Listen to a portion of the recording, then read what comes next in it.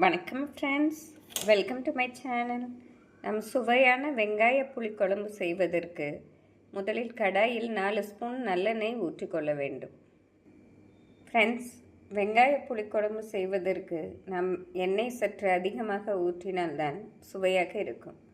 இந்த அளவு எண்ணெய் ஊற்றி காயவும் நம் கடுகு, உளுந்து, ஜீரகம் போட வேண்டும். கடுகு, ஜீரகம் பொரியவும் நாம் 1/4 ஸ்பூன் வெந்தயம் போட வேண்டும். நாம் வெந்தயம் குறைவாகவே போட்டால்தான் சுவையாக இருக்கும். அதிகமாக போட்டால் கசப்பு தன்மை வந்துவிடும். இப்பொழுது நாம் பெருங்காயத்தை போடலாம். நாம் கெட்டி பெருங்காயத்தை தட்டி போட்டுவிடலாம். பெருங்காயம் பொரியவும் நம் காய்ந்த மிளகாய் 2 போட வேண்டும். இப்பொழுது கறிவேப்பிலை சிறிது சேர்க்கலாம். கறிவேப்பிலை பொரியவும் நாம் உரித்து வைத்திருக்கும் 15 சின்ன வெங்காயம், 6 பல் பூண்டை போட்டுவிடலாம்.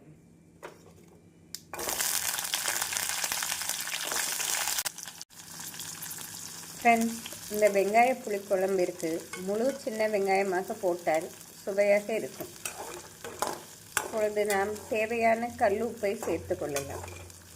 நாம் உப்பு சேர்ப்பதால் வெங்காயம் மிக விரைவில் வதங்கி வந்துவிடும்.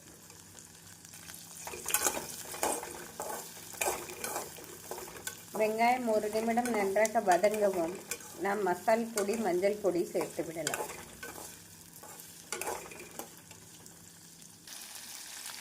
வெங்காயம் இந்த அளவு வதங்கவும் நாம் 1 ஸ்பூன் மஞ்சள் பொடி, 1/2 ஸ்பூன் குழம்பு மிளகாய் பொடி சேர்க்க வேண்டும். குழம்பு மிளகாய் பொடி போட்ட பின் நாம் 1 ஸ்பூன் மல்லிப்பொடி சேர்க்க வேண்டும். நாம் மல்லிப்பொடி போட்டு நன்றாக வதக்கி இதனுடன் அரைத்த ஒரு தக்காளியை சேர்த்து விடலாம். நாம் பழுத்த தக்காளி பழம் 1 நன்றாக மிக்சியில் அரைத்து இதனுடன் சேர்த்து விடலாம்.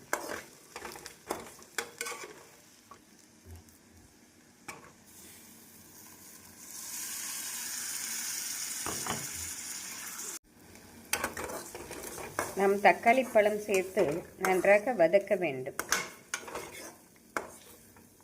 நாம் 1 நிமிடம் ஹை ஃப்ளேமில் வதக்கி பின் மிதமான தீயில் 1 நிமிடம் வதக்க வேண்டும்.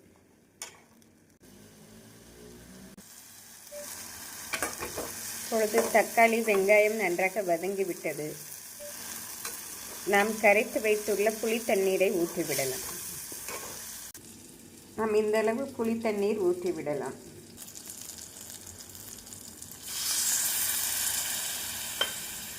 நாம் புளி தண்ணீர் ஊற்றி 1 நிமிடம் நன்றாக கொதிவிட வேண்டும்.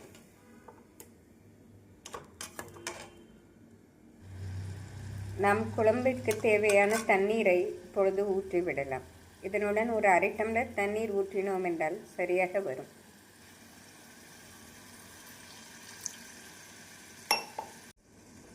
நாம் இந்தளவு தண்ணீர் ஊற்றி இதை நன்றாக கொதிவிட வேண்டும். ஃப்ரெண்ட்ஸ், நன்றாக கொதி வரவும் இதனுடன் ஒரு துண்டு நாம் வெல்லம் சேர்க்க வேண்டும். நாம் இந்தளவு வெல்லம் சேர்க்க வேண்டும். வெல்லம் சேர்த்து நன்றாக கொதி வரவும் நாம் மிதமான தீயில் 5 நிமிடம் எண்ணெய் பிரியும் வரை வைக்க வேண்டும். ஃப்ரெண்ட்ஸ், இந்த வெங்காய புளிக்குழம்பிற்கு வெல்லம் சேர்ப்பதால் குழம்பின் சுவை மிக அதிகமாக இருக்கும். நாம் மிதமான தீயில் ஒரு 5 நிமிடம் வைத்தோம் என்றால் எண்ணெய் நன்றாக பிரிந்து வந்துவிடும். குழம்பு சரியான பதமாக வந்துவிடும். ஃப்ரெண்ட்ஸ், இப்பொழுது குழம்பு சரியான பதமாக வந்துவிட்டது. நாம் அடுப்பை ஸ்விட்ச் ஆஃப் செய்து விடலாம். நாம் சலசலப்பு அடங்கவும் வேறு ஒரு பாத்திரத்திற்கு மாற்றிவிடலாம். ஃப்ரெண்ட்ஸ், வெங்காய புளிக்குழம்பு அருமையாக ரெடியாகிவிட்டது. இந்த ஆரோக்கியமான வெங்காய புளிக்குழம்பு பெரியவர்கள், சிறியவர்கள் அனைவருக்கும் பிடித்த மாதிரி இருக்கும். இதற்கு சைட் டிஷ்ஷாக நாம் முட்டை ஆம்லேட்டோ, அப்பளம் வைத்து சாப்பிட்டாலே அருமையாக இருக்கும். Thank you friends.